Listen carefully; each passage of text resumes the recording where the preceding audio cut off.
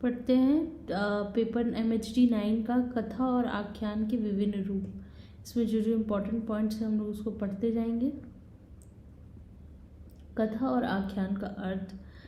पहले हम कथा और अर्थ की दृष्टि से ये पर्यायवाची शब्द हैं। उत्पत्ति की दृष्टि से कथा संस्कृत की कथ धातु से बना है, जिसका अर्थ कथन या वर्णन करना होता है। आख्य के मूल में ख्य धातु है, जिसका अर्थ है विवरण, व्याख्यान कहना या वर्णन करना ही होता है। यह अति प्रसिद्ध अर्थ में भी प्रयुक्त होता है। कथा का मूल स्वरूप। कथा की मूल प्रकृति और पहचान को भी सुनिश्चित करना आवश्यक है। यदि हम बचपन में सुनी कथाओं पर ध्यान दें तो उनमें 3 बातें प्रमुख होती है। इन्हें हम तत्व की संज्ञा दे सकते हैं। ये तत्व है घटनाएं, उनका समयानुक्रम और दिक् में आबद्ध होना तथा निरंतर और आतुसुक्य का सृजन। घटना को भी परिभाषित करना आवश्यक है। जो घटित होता है वह घटना है। घट से घटित शब्द बना है, जिसमें निर्मित का भी भाव है। घटना में आकस्मिकता, संयोग और अप्रत्याशित होने के तत्व होते हैं। उदाहरण के लिए भूकंप, वायु दुर्घटना या 2 देशों के बीच युद्ध छिड़ जाना। घटनाएं सुखद भी हो सकती हैं, जैसे भूकंप। घटनाएं सुखद भी हो सकती है, जैसे किसी का खोया पुत्र अचानक मिल जाना, किसी दरिद्र के नाम की लॉटरी निकल आना, वायु सेना दुर्घटना में किसी का बच जाना या किसी देश का लंबी गुलामी के बाद स्वतंत्र हो जाना आदि। कथा में नियोजित घटनाओं का कौतूहल वर्धक होना भी कथा के लिए जरूरी है, अन्यथा श्रोता में कथा सुनने की रुचि नहीं रह पाएगी। मनुष्य के जीवन में घटनाएं भी घटती हैं, पर वे विरल होती हैं, कभी कभी घटती हैं। जीवन में प्रमुखता कार्य व्यापारों की होती है, घटनाओं की नहीं। सारा जीवन समूह सुबह से शाम तक आदमी कर्म व्यस्त रहता है। कार्य व्यापार सुपरिचित, अप्रत्याशित, सहज और जीने मरने के लिए जरूरी होता है। कर्म व्यस्तता ही जिंदगी है। घटनाएं तो समुद्र यात्रा में आ जाने वाले तूफान की तरह है, पर कथा में घटनाओं की ही प्रमुखता होती है। जीवन के सामान्य कार्य व्यापार गौण होते हैं, कथा में सामान्य व्यापार नहीं होते। यह तो नहीं कहा जा सकता है, पर नहीं कहा जा सकता, पर श्रोता के लिए वे कोई महत्व नहीं रखते। वे केवल घटनाओं को जोड़ने का काम करते हैं। श्रोता उन्हें सुनते हुए भी प्रतीक्षा घटनाओं की ही करता रहता है। ये घटनाएं समय के अनुक्रम में गुंथी होती हैं। समय का एक ऐतिहासिक क्रम होता है, जो घड़ी की टिक टिक या कैलेंडर के पृष्ठों द्वारा निर्धारित संवत गणनाओं में 1 से अनंत की ओर अग्रसर होती हैं। इस काल गणना में पृथ्वी अपनी धुरी या अपनी सौर परिधि पर एक बार चक्कर लगा लेती है, जिसे हम 24 घंटे या वर्ष के रूप में जानते हैं। घंटों का पुनर्मिनट और सेकंड में विभाजित किया जाता है। इसी तरह फिर ऐतिहासिक या प्राकृतिक कालक्रम में गुंथी घटनाओं का नाम कथा है। काल की तरह दिक् या स्पेस की कथा के लिए जरूरी होता है। घटनाएं दिक् में ही घटित हो सकती हैं, पर कथा का दिक् मानव अनुभवों की सीमाओं को स्वीकार नहीं करता। बच्चों की कथाओं में हमारी पृथ्वी के जाने पहचाने स्थान ही नहीं, अनजानी जगहें भी, यहाँ तक कि ब्रह्मांड के कल्पित लोग भी घटना स्थल के रूप में आती हैं, पर उनकी कोई पहचान नहीं होती। वे प्रायः मनुष्य के अनुभव जगत के परे की जगह होती है। शुद्ध रूप से कल्पना प्रसूत श्रोता की उनके बारे में कोई जिज्ञासा भी नहीं होती। कथा में दिक् की अनिवार्यता होते हुए भी श्रोता के लिए उसका महत्व अधिक नहीं होता। कथा के लिए जरूरी है कि घटनाएं कौतूहल पैदा करने वाली हो, उनमें आकस्मिक और अप्रत्याशित होने के साथ साथ नवीनता भी अपेक्षित होती है। कौतूहल बनाए रखने के लिए जरूरी है। यदि एक ही घटना बार बार दोहराई जाए तो कथा नहीं बनेगी। उनका सतत नया होते रहना जरूरी है।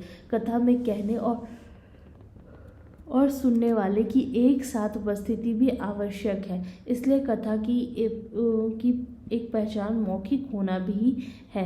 जरूरी है कि श्रोता की आंखों में फिर क्या हुआ का भाव बना रहे, और यदि श्राव्यता यानी सुनाने वाला किसी कारण चुप हो जाए तो श्रोता उसे टोक दे, फिर क्या हुआ, कौतूहल पैदा करने वाली क्या हुआ का अनुरोध कर बैठे। यदि घटना स्वयं में आश्चर्यचकित और बाद में घटना के प्रति कौतूहल पैदा करने वाली नहीं है तो कथा भी बेकार है। घटनाओं की श्रृंखला में कोई भी कड़ी सुपरिचित और सामान्य घटना के रूप में नहीं हो सकती, क्योंकि वहाँ कथा आरोचक हो जाएगी। जब घटनाएं समाप्त हो जाती है तो कथा भी समाप्त हो जाती है। कथा की प्राचीनता। मौखिक रूप में कथा कितनी प्राचीन है इसका कोई इतिहास उपलब्ध नहीं है। यह अत्यंत प्राचीन है। इसका अनुमान इस बात से किया जा सकता है कि आज भी यह मनुष्य की सहज और जन्मजात प्रवृत्ति से जुड़ी हुई है। कदाचित मनुष्य के जन्म के साथ ही कथा का भी जन्म हो गया था। नृतत्व शास्त्रियों ने आदिम मानव की प्राप्त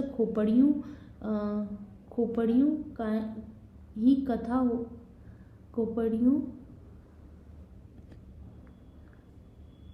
के अध्ययन से यह निष्कर्ष निकाला है कि पूरा पाषाण युग का मनुष्य कथा कहने सुनने लगा था। संभवतः दिन भर शिकार करने के बाद रात को जब वे विश्राम के निमित्त सिंह पशुओं से बचाव के लिए चारों तरफ आग जलाता हुआ घेरा बनाकर समूहों में बैठते होंगे तो उनके दिन भर के शिकार के अनुभवों के रूप में कथा का जन्म हुआ होगा। स्नेह उसमें कल्पना भी मिश्रित होने लगी होगी, और कभी ऐसा भी समय आया होगा जब शिशुओं का मनोरंजन करने के लिए वास्तविक अनुभव की कोई आवश्यकता ही न रही गई हो। कोई बूढ़ा आदिम मानव बिना शिकार में गए अपने पूर्व अनुभवों और कल्पना की सहायता से नई कथा गढ़ लेने में महावरत हो जाता रहा हो, और इस प्रकार कथा कहने की कला का विकास हो गया। यद्यपि यह अनुमान ही है, पर कथा का जन्म जरूर ही कुछ ऐसी परिस्थितियों में हुआ होगा।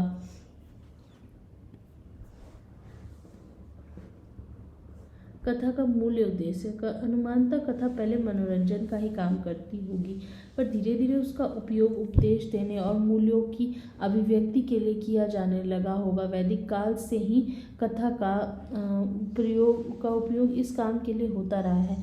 कथा को उपदेश का माध्यम बनाने का एक बढ़िया उदाहरण पंडित विष्णु शर्मा द्वारा रचित पंचतंत्र है, जिसकी रचना पहली शताब्दी ईस्वी के आसपास हुई थी। पंचतंत्र की रचना एक राजा के जड़ बुद्धि अवनीत उच्छृंखल और मूर्ख राजकुमारों को राजनीति और व्यवहार नीति की शिक्षा देने के लिए हुई थी। यह भी कथाओं का संकलन ही है। यह 5 प्रकरणों में विभक्त है। प्रत्येक प्रकरण में परस्पर गुंफित अनेक कहानियां हैं जो एक ही विषय पर प्रतिपादन करती हैं। इसकी एक विशेषता यह है कि यह पशु पक्षियों की कथा है। इस कथा के पशु पक्षी मनुष्य की तरह आचरण करते हैं और भाषा भी मनुष्य की तरह ही बोलते हैं। बालमन इसमें कोई असंगति नहीं देखता, क्योंकि वह कथा में यह नहीं पूछता कि ऐसा कैसे हुआ, बल्कि यह पूछता है कि फिर क्या हुआ। अविश्वास बाल मन में नहीं होता। शुद्ध कथा श्रोता की भी यही विशेषता होती है। कार्य कारण संबंध की दृष्टि से पंचतंत्र की कथाओं में असंगतियां भरी हुई है। कौतूहल का तत्व भी कथा को आगे बढ़ाता है, पर उसकी प्रत्येक कथा किसी न किसी प्रयोजन से निर्मित है। उसमें कथा गौण है, प्रयोजन ही प्रधान है। यह भी कथा के विकास का एक चरण है जो वर्णन की सृजनात्मकता के समानांतर अग्रसर हुआ है। एक उल्लेखनीय तथ्य यह भी है कि सृजनात्मकता के समानांतर अग्रसर हुआ। एक उल्लेखनीय तथ्य यह भी है कि पंचतंत्र में भाषिक सृजनात्मकता पैदा करने की कोई कोशिश नहीं दिखाई पड़ती है। कारण यह है कि यह केवल बच्चों के लिए निर्मित है। जिनकी भाषिक सृजनात्मकता में कोई रुचि नहीं होती। पंचतंत्र से पहले संकल्पित जातक कथाओं में कथा सुनने वाले स्वयं भगवान बुद्ध हैं और श्रोता भिक्षुगण। ये सारी कथाएं अलग अलग है। पंचतंत्र की कथाओं के मुख्य कथक विष्णु शर्मा और श्रोता राजकुमार हैं। घटना इतनी रोचक है कि राजकुमार आगे की कथा सुनने के अपने कौतूहल को रोक नहीं पाते। केंद्रीय कथा किसी पशु या पक्षी समुदाय की होती है जिसके पात्रों के कथक बनाकर परत दर परत अन्य कथाएं सुनाई जाती हैं। उपदेशों में बालकों की रुचि बिल्कुल नहीं है और विष्णु शर्मा इसे अच्छी तरह जानते हुए पशु पक्षियों से संबंध कथाओं के कौतूहल से भर देने की कला में माहिर है, पर इसके साथ ही वे उनमें शिक्षा के तत्व भी भर देने की कला में निष्णात हैं। 6 महीने बीतते बीतते कथा तो समाप्त हो जाती है, पर राजनीति के उपदेश राजकुमारों के मन पर अंकित हो जाते। कथाकार को कथा की उपयोगिता का पता चल जाता है। कथा की परिवर्तित विकास में कथाकार के इस ज्ञान का भी महत्वपूर्ण स्थान है। पढ़ते कथा का मौखिक रूप लिखित परंपरा का आरंभ। कथा की लिखित परंपरा का आरंभ कब हुआ, इसका कोई निश्चित और प्रामाणिक विवरण उपलब्ध नहीं है। वेद, उपनिषद और पुराण स्मृति परंपरा में आते हैं, अतः उनमें आई कथाएं भी कहने सुनने की परंपरा में ही आएंगी। वाल्मीकि रचित रामायण भी कदाचित इसी परंपरा में आएगी, क्योंकि लवकुश द्वारा उसे राजा राम के दरबार में सुनाए जाने के का ही उल्लेख मिलता। संभवतः महाभारत पहली लिखित कथा या आख्यान है। महाभारत की रचना काल ईस्वी पूर्व सन 800 से 100 माना जाता है। इसका पहला पाठ जय ईसा पूर्व 800, दूसरा पाठ भारत ईसा पूर्व 500 में और तीसरा पाठ महाभारत ईसा पूर्व 200 से 100 में रचा गया था। लोमहर्षण पुत्र उग्रश्रवा शौती पुराणों के विद्वान और कथावाचक थे। उग्रश्रवा ने नैमिषारण्य में कुलपति महर्षि शौनक के 12 वर्षों तक जारी यज्ञ सत्र में उपस्थित ब्रह्मर्षियों को यह कथा सुनाई थी। उन्होंने स्वयं यह कथा महर्षि वैशंपायन से सुनी थी। जन्मेजय के सर्प यज्ञ में वैशंपायन ने श्री कृष्ण द्वापायन व्यास द्वारा निर्मित महाभारत की कथा सुनाई गई थी। उग्रश्रवा जी के अनुसार महाभारत की रचना करके व्यास जी यह विचार करने लगे कि अब शिष्यों को इस ग्रंथ का अध्ययन कैसे कराऊं, जन में इसका प्रचार कैसे हो। व्यास जी का यह विचार जानकर ब्रह्मा जी उनके आश्रम पधारे। व्यास जी ने ब्रह्मा जी से अपने महाकाव्य की रचना की बात बताई। उन्होंने महाभारत के कथ्य का वर्णन किया। उनके अनुसार इस ग्रंथ में इतिहास और पुराणों का मंथन करके उनका प्रशस्त रूप प्रकट किया गया। भूत, वर्तमान और भविष्य काल की इन तीनों संज्ञाओं का भी वर्णन हुआ है। इतिहास, पुराण, उन्मोचन, निर्मित और शास्त्र, ब्रह्म, इन तीनों संज्ञाओं का भी वर्णन हुआ है। इतिहास, ब्रह्मा जी ने व्यास जी को अपना काव्य लिखने के लिए गणेश जी को स्मरण कराने को कहा। व्यास जी के स्मरण करते ही गणेश जी वहाँ पहुँच गए। व्यास जी ने उनसे अपने ग्रंथ का, जिसकी रचना उन्होंने मन ही मन कर ली थी, लेखक बन जाने का आग्रह किया। गणेश जी ने उनका अनुरोध स्वीकार कर लिया, पर एक शर्त भी लगा दी कि वह शर्त यह थी कि उन्हें अपना ग्रंथ बिना कहीं रुके लिखाना होगा। यदि वे कहीं रुक गए तो गणेश जी लिखना छोड़कर चल देंगे। व्यास जी ने भी एक शर्त रख दी कि आपको श्लोकों का अर्थ समझकर ही लिखना होगा। इसी शर्त पर महाभारत लिखा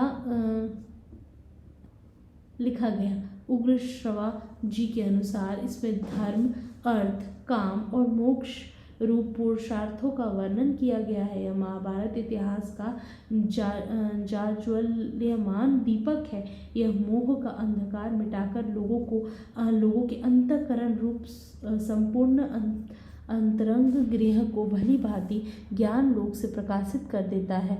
उग्र श्रवा के अनुसार महर्षि व्यास ने मनुष्य लोक में इस महाभारत का प्रवचन किया। उन्होंने सबसे पहले अपने पुत्र शुकदेव को इस महाभारत ग्रंथ का अध्ययन कराया। तदअंतर उन्होंने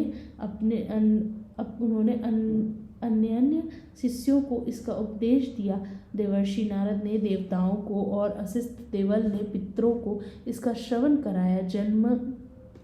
जन्मेजय के नागयज्ञ के अवसर पर उसके और 1000 ब्राह्मणों के प्रश्न करने पर व्यास जी ने पास ही बैठे अपने शिष्य वैशंपायन को आज्ञा दी कि तुम इन लोगों को महाभारत सुनाओ। इस कथा से यह निष्कर्ष निकाला जा सकता है कि महाभारत की रचना तो श्रुति परंपरा में ही हुई थी, पर उसके व्यापक प्रचार के लिए स्वयं उसके रचयिता महर्षि व्यास ने ही उसे लिखित रूप देने में गणेश जी की सहायता ली। उसके बाद वह वाचन परंपरा की वस्तु बन गई, जिसमें लिखित कथा श्रोताओं को सुनाई जाती है। फिर आता है वृहद कथा। वृहद कथा के बारे में भी कहा गया है कि प्रथमतः भगवान शिव ने पार्वती को यह कथा सुनाई थी। फिर गुणाढ्य ने इस कथा को 7 लाख श्लोकों में पैशाची प्राकृतिक में लिखित रूप दिया। तत्पश्चात राजा सातवाहन ने इसके नष्ट होने से बच रहे 1 लाख श्लोकों का अनुवाद अपनी भाषा में कराया,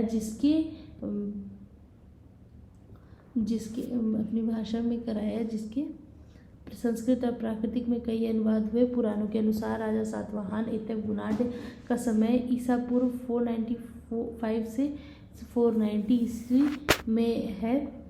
अंततः 11वीं सदी ईस्वी में कथा सरित सागर के रूप में इसका पाठ निर्मित हुआ जो आज उपलब्ध है। आख्यान की प्राचीन अवधारणा और उसके विभिन्न रूप। जैसा कि पहले कहा जा चुका है, कथा और आख्यान अपने मूल अर्थ में एक दूसरे से अभिन्न है। आख्यान शब्द अर्थ होता है कथन, निवेदन आदि। कथा कहानी तथा प्रतिवचन या उत्तर। विद्वानों के अनुसार आख्यान वैदिक सुपूर्ण और मैत्रावरुण आदि से संबंध कथा का ही नामांतरण है। परंपरा से महाभारत आदि इतिहास ग्रंथ भी आख्यान काव्य के रूप में मान्य है। बाद में काव्य शास्त्र में भामा ने कुछ भेदक तथ्यों का उल्लेख करते हुए गद्य काव्य को दो भेद तय किए, कथा और आख्यायिका। पहले की कथाएं कल्पित और दूसरे की ऐतिहासिक। दंडी ने इसका विरोध करते हुए कहा कि ये भेदक तत्व किंचितकार हैं। वस्तुतः ये सब एक ही जाति के हैं और इस जाति का नाम है आख्यान। दंडी के समय में आख्यान एक जातिवाचक शब्द था। उनके आख्यानों और उपाख्यानों का संकलन होने के कारण ही रामायण और महाभारत को भी आख्यान की संज्ञा मिली है। पंचतंत्र, हितोपदेश, कथा सरित सागर आदि उपाख्यानों के संग्रह माने जाते हैं।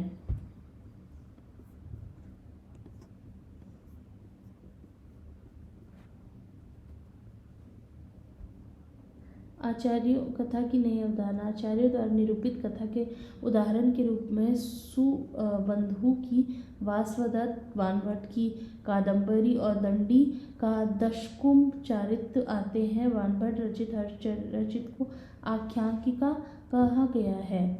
सुबंधकीर्ति वासवदत्ता। रोमांस का विकास यूरोप में भले ही बाद की घटना हो, भारत में उसका विकास वृहत कथा से ही माना जा सकता है। वृहत कथा की कथाएं यूरोपीय रोमांस की सारी विशेषताओं से युक्त है। प्रेम और साहसाभियान रोमांस की पहचान निश्चित करने वाले प्रमुख तत्व हैं। घटनाओं का जाल तो इनमें होता ही है। अलौकिकता घटनाओं की भी प्रमुख तत्व है। घटनाओं का जाल तो इनमें होता ही, घटनाओं की भी बहुलता होती है। वृहत कथा में ये सारे गुण हैं। कोई कमी है तो किसी एकल कथा की यह कमी ईस्वी सन 500 या उसके कुछ पूर्व विद्यमान सुबंधुओं की वासवदत्ता द्वारा पूरी होती है। पर वासवदत्ता की कथा आकार में भले ही पर्याप्त लंबी या एक पूरी पुस्तक को निर्मित करने वाली हो, खुद में वह बहुत क्षीण है। बृहद कथा की कोई भी कहानी कथा निर्मित करने वाली हो, कोई भी कहानी कथा की दृष्टि से उससे कहीं ज़्यादा ठोस। वस्तुतः सुबंधु का सारा जोर कथा के पात्रों और उनके परिवेश के अपने काल के काव्य रसिकों की रुचि के अनुरूप काव्य गुणों से संपन्न सविस्तार वर्णनों पर है। सुबंधु का केवल इस बात का श्रेय दिया जा सकता है कि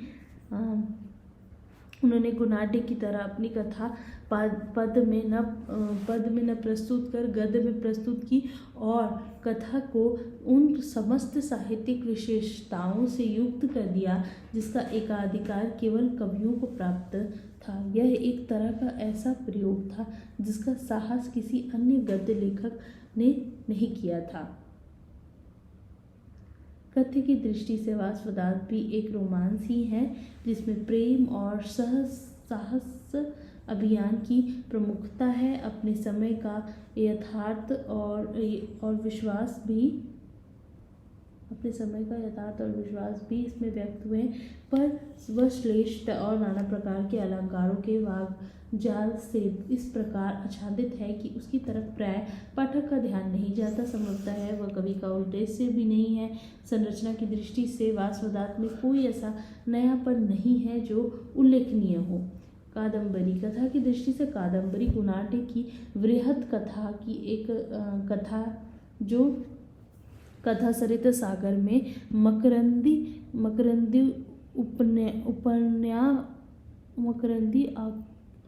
मकरंदिकोपाख्यान के रूप में उपलब्ध है पर आधारित है, पर वानभट्ट ने इस कथासार को अपने विजन के अनुरूप बिल्कुल नया रूप दे दिया है। इसका कथा विन्यास अद्भुत रूप से नया और आश्चर्यचकित करने वाला। यद्यपि कथा के भीतर कथा की विन्यास कला गुनाढ्य की वृहद कथा और विष्णु शर्मा के पंचतंत्र में ही विकसित हो चुकी थी, पर वानभट्ट ने पहली बार परस्पर गुत्थी कथाओं को कथा की एकल इकाई में परिणत करने में सफलता प्राप्त की थी। कथा का आरंभ अवंती की राजनगरी विदिशा और उसके राजा शूद्रक के ऐश्वर्य वर्णन से होता है।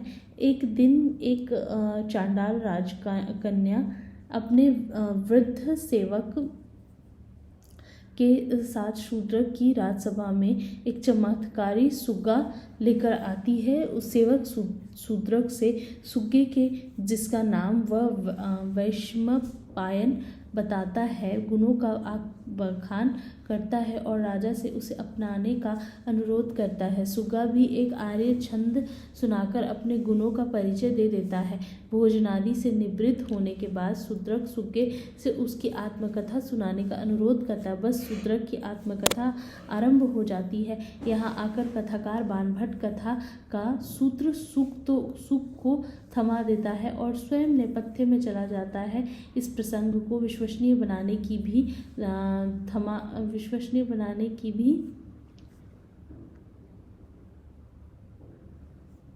वानभट्ट ने भरपूर कोशिश की है। वानभट्ट को इस बात की चिंता है कि एक पक्षी की कथा विश्वसनीय भी होनी ही चाहिए।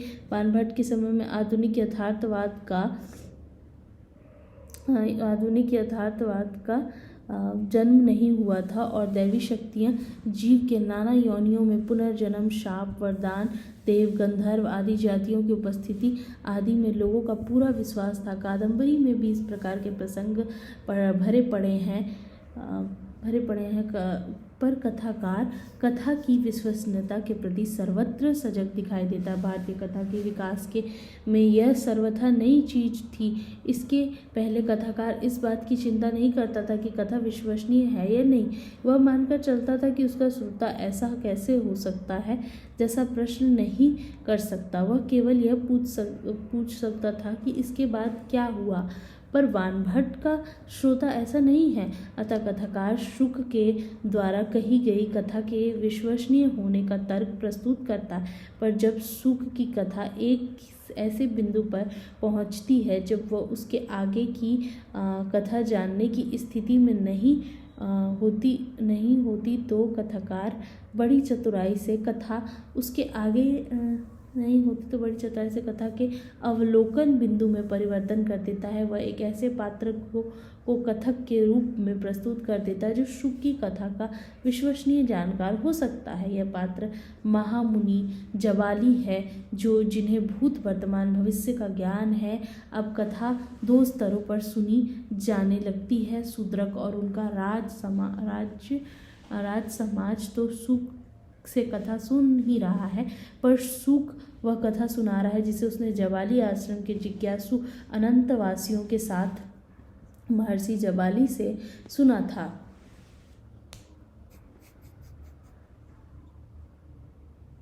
ये पूरी फिर कथा है जिसमें जबाली से वो कथा सुना था उसके बारे में लिखा गया।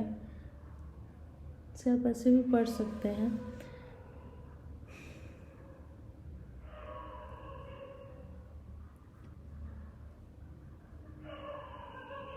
और कथा का सुखद अंत होता है, मतलब वो पूरी कथा सुनाता है। तत्पश्चात कथा का सूत्र मूल कथाकार वानभट्ट का पुत्र पुलीन भट्ट, जिसने अपने पिता वानभट्ट की अधूरी कादंबरी को पूरा किया था, के हाथ में आ जाता है। आगे की कथा शुक और शूद्रक की शाप मुक्ति की कथा है और कथा का सुखद अंत होता है।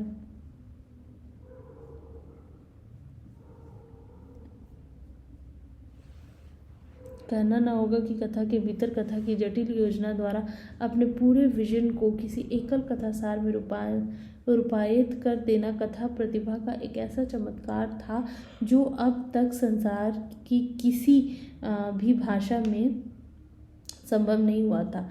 इसके पहले गुणाढ़ ने और कुछ दूर तक विष्णु शर्मा ने भी छोटी छोटी कथाओं को एक दूसरे के भीतर नियोजित करके एक बड़ी कथा निर्मित करने का प्रयास किया था, जिसके केंद्र में कोई एक विषय होता था।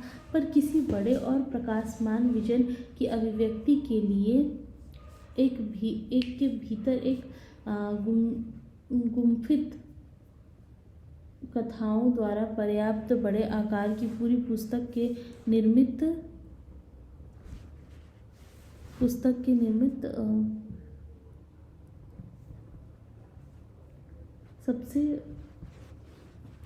सबसे आकर्षक बात तो यह है कि वानभट्ट कथा में घटित प्रसंगों को विश्वसनीयता के प्रति भी सचेत करते हैं। उसका श्रोता समाज किंचित संकालु प्रकृति का है, जिसे आश्वस्त करने के लिए कथाकार को सजग रहना पड़ता है। यह बात आधुनिक उपन्यास और कहानी के संदर्भ में कितनी सार्थक है इसे बताने की आवश्यकता नहीं है। वानभट्ट ने कादंबरी के अतिरिक्त जो दूसरी महत्वपूर्ण रचना की थी उसका नाम हर्षचरित है। हर्षचरित में वर्धन वंश श्रीहर्ष का है, जो एक प्रतापी सम्राट था और भारतीय इतिहास में उसे अंतिम महान शासक के रूप में स्वीकार किया गया। चरित्र प्रस्तुत किया गया वानभट्ट उसके दरबार का राजकीय कवि था। कहा जाता है कि वानभट्ट एक प्रसिद्ध, उनकी कहानी के बारे में पढ़ते हैं। कहा जाता है कि श्रीहर्ष चरित्र ऐतिहासिक रूप में प्रस्तुत किया गया। इतिहासकार ने इसे मानते हुए इसकी घटनाओं को इतिहास में भी ज्यों का त्यों स्वीकार कर लिया है, पर हर्षचरित निखालिस इतिहास नहीं है। इसमें वानभट्ट का कवि रूप, यद्यपि यह गद्य में रचित है, अपने पूरे वैभव के साथ उपस्थित है। प्रकृति और अन्य प्रकार के वर्णनों में वानभट्ट की कवि कल्पना का मनोहर रूप देखने को मिलता है। इसकी भाषा गद्य होने के बावजूद काव्य गुणों से भरपूर है, इसीलिए आचार्यों ने इसे आख्यायिका कहा है।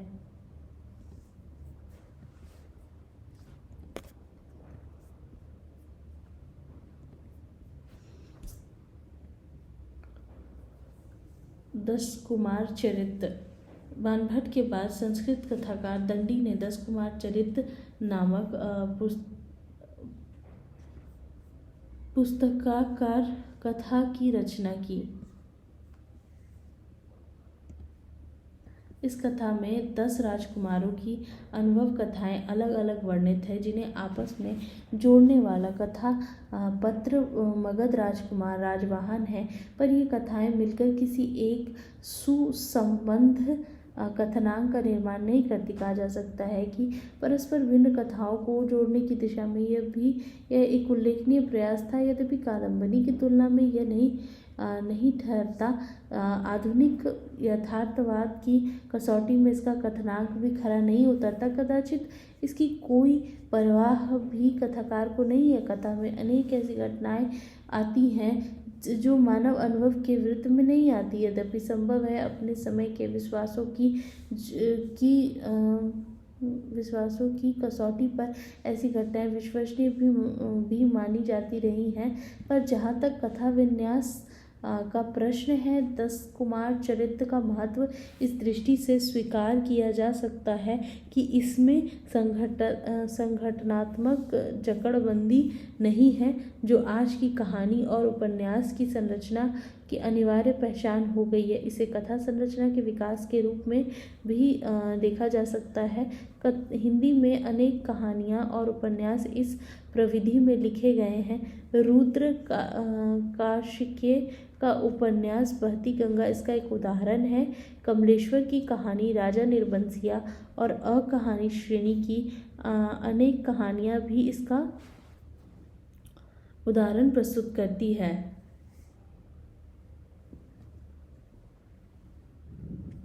यह साहित्यिक इतिहास का अजूबापन या त्रासदी है कि बाणभट्ट और दंडी के बाद कथा रचना की भारतीय परंपरा आगे नहीं बढ़ी। 10वीं सदी में धनपाल ने तिलक मंजरी के रूप में कादम्बरी की परंपरा को जीवित करने का प्रयत्न तो किया, पर संरचना की दृष्टि से उसे कादम्बरी का विकास नहीं कहा जा सकता। इसका सबसे बड़ा कारण कदाचित यह था कि इस समय तक आते आते संस्कृत केवल राज दरबारों और पंडितों की भाषा रह गई थी। उसके बाद 10वीं शताब्दी के बाद धीरे धीरे संस्कृत को राजस्व प्रदान करने वाले हिंदू राज्य समाप्त हो गए। इस कारण संस्कृत काव्य की भाषा परंपरा बहुत कमजोर हो गई। संस्कृत के बाद फारसी केंद्रीय सत्ता में आ गई और काव्य रचना का माध्यम भी बनी। पर देश की आम जनता का लगाव न तो संस्कृत से था न फारसी से। इन्हीं परिस्थितियों में उत्तरी भारत की जनबोलियाँ साहित्य की भाषा बनी। उन्हीं सूफियों और संतों भक्तों का आश्रय मिला और काव्य रचना का अभूतपूर्व विकास हुआ। इस प्रकार विकास के मूल में उत्तर भारत की जनता का लोकाश्रय था।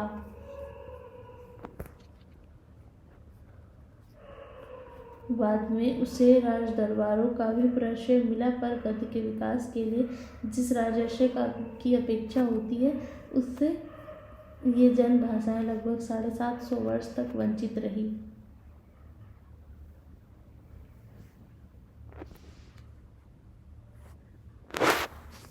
यहाँ बहुत सारी कीर्तियों के नाम दिए हुए हैं, रचनाओं के नाम दिए हुए हैं, तो पढ़ सकते हैं अगर टाइम है तो। 19वीं सदी के उत्तरार्ध में ऐतिहासिक कारणों से खड़ी बोली के आधार पर विकसित हिंदी गद्य का विकास हुआ और उसके साथ ही गद्य कथा की भी नए अंदाज में प्रकट हुई। इसी ने उपन्यास का भी रूप ग्रहण किया। पर आश्चर्य की बात है कि गुणाढ्य विष्णु शर्मा सुबंधु बाणभट्ट दंडी आदि की भारतीय कथा परंपरा से इसका संबंध नहीं जुड़ा। इसे एक साहित्यिक त्रासदी भी समझना चाहिए। अब पढ़ेंगे कहानी का अर्थ और स्वरूप।